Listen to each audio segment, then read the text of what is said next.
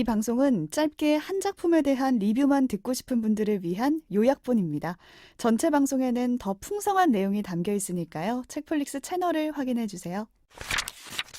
나의 할머니에게라는 작품입니다. 아, 제목이? 네, 나의 할머니에게. 벌써 할머니가 주인공이네요. 네, 특이한 점이 작가가 6명이라는 거고요. 윤성희, 백수린, 강화길, 손보미, 최은미, 손원평. 아, 핫한 소설가들이시구나. 핫한 작가님 6분이 모여서 네. 할머니라는 주제로 단편 6개를 쓰신 거예요. 각자 엔솔로지구나. 하나씩. 네. 그래서 그 전에 우리가 다뤘던 SF 소설 팬데믹이랑 같은 느낌이에요. 그러네요. 네. 한 가지 주제로 쭉 써내려간. 이 책의 6개 단편 모두 할머니가 주인공인데 그 중에서도 제가 골라온 할머니는 백수린 작가의 할머니입니다. 흑설탕 캔디라는 단편 소설인데요. 이 소설의 화자는 남매 중에 누나예요.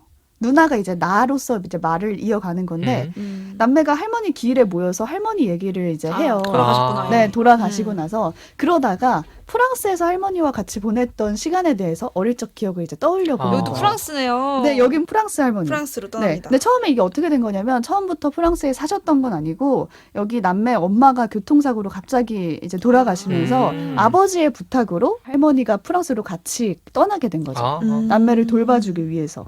근데 그게 사실 쉬운 결정은 아니었을 그쵸. 텐데. 그러니까 외국까지 네. 데리고 가서 이 꼬맹이 둘을 아버지가 파견된 프랑스에서 이제 할머니와 남매 둘이 같이 생활을 하게 됩니다. 근데 남동생이 그때 할머니 남자친구가 있었던 거 알아? 라고 이제 기일에 말을 하는 거죠. 충격 실화. 근데 이거를 누나는 전혀 생각을 몰랐다? 못 하고 있었어요. 몰랐구나, 근데 나는. 남동생은 몇 번 목격을 한 거예요. 아, 그래서 이제 궁금증에 할머니 유품 중에서 일기장을 뒤져보기 시작합니다. 누나가.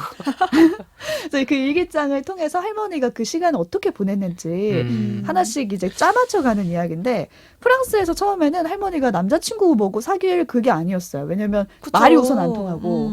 그래서 와봤자 그냥 왔다 갔다 하는 곳이 식료품점, 그것도 동아시아, 아니면 일본계 이런 쪽에 가서 그냥 장만 보시고 했던 거예요. 애 둘 기르려 하면 정신없었을 거예요. 애들 학교하면 바로 뭐 해주고 하니까. 근데 1년이 지나니까 애들이 이제 익숙해지잖아요. 집에 안 와. 친구들이랑 놀아야지. 친구들 놀아야지.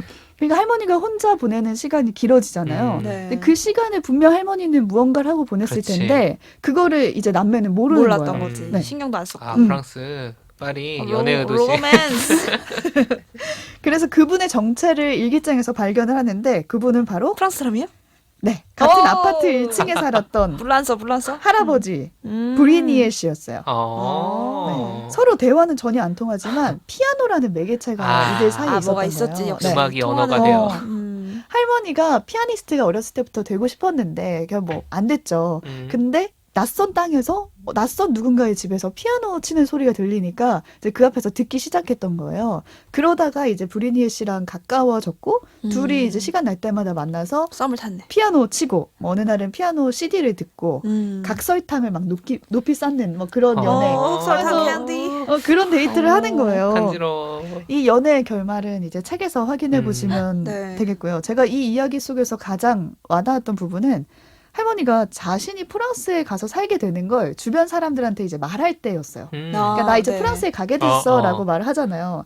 근데 사실 할머니 입장에서는 노년에 그냥 한국에서 익숙한 곳에서 그렇지. 당연하죠. 살고 싶지 그걸 떠나고 싶을까 싶은데 너무 힘들지. 또 뜬금없는 프랑스로. 그러니까. 뭐 중국이나 일본처럼 익숙한 문화도 아니고. 사실 한국 안에서 이사만 해도 힘들 맞아요, 텐데. 맞아요. 다른 맞아. 지역 가는 것도. 근데 이제 그거를 주변 사람들한테 말할 때는 효자 아들 덕에 외국에서도 살아본다. 아이고. 긍정. 네, 이렇게 말을 하시는 거예요. 그러니까 어떻게 해서든 자식 욕 안 먹이려고 그러니까 하셨던 것 같아요. 아들이 짐인데 사실 그 상황은 짐이라고 할 수 없는 거야. 아유 안 아들 때문에 먹이려고. 노년에 뭐 거기까지 고생하네. 가시네 뭐 고생한다. 이런 얘기 안 듣고 그냥 아들 덕분에 호강한다. 호강한다 이런 거죠. 이런 식으로 가는 거죠. 내 자식 자체도 뭔가 죄책감을 갖지 않게. 음. 저희 할머니도 그런 적이 있었거든요. 제 생애 첫 번째 이사가 20살 때였어요. 그러니까 이사를 한 번도 안 가고 진짜? 10년 동안 네. 한 곳에서 살았구나. 주택에서 오랫동안 살다가 이제 아파트로 가기로 한 거예요. 근데 이유는 애들도 크고 뭐 이제 할머니가 주택을 관리하기에는 너무 힘들고 몸이 그러니까 좀 편한 곳으로 가자였는데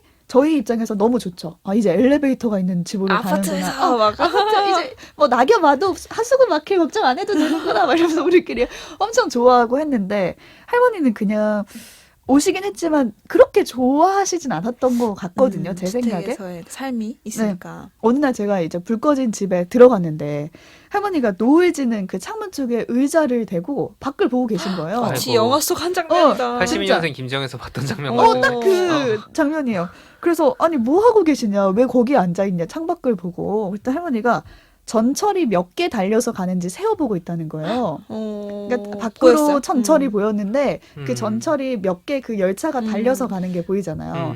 근데 그거를 하나씩 세고 조금 이따 또 지나가면은 또 세고. 이건 몇 개인지 세어보는 음. 거예요. 근데 그렇게 시간을 보내는 어. 거예요.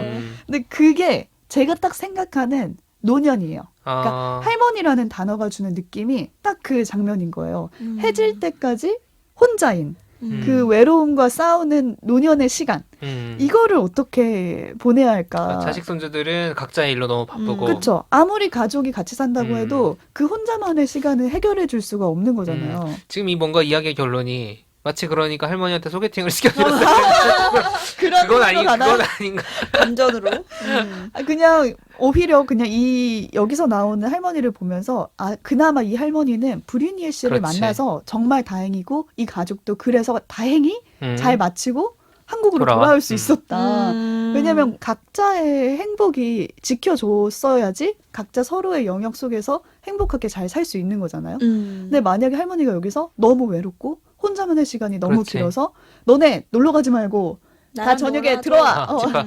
집밥 먹어. 아니면 나 한국으로 돌아갈래. 뭐 이렇게 아. 중간에 하셨다거나 그랬으면은 이게 평화롭지 않게 끝났을 텐데 그게 참 어렵다라는 생각이 들더라고요. 쉽지는 않죠.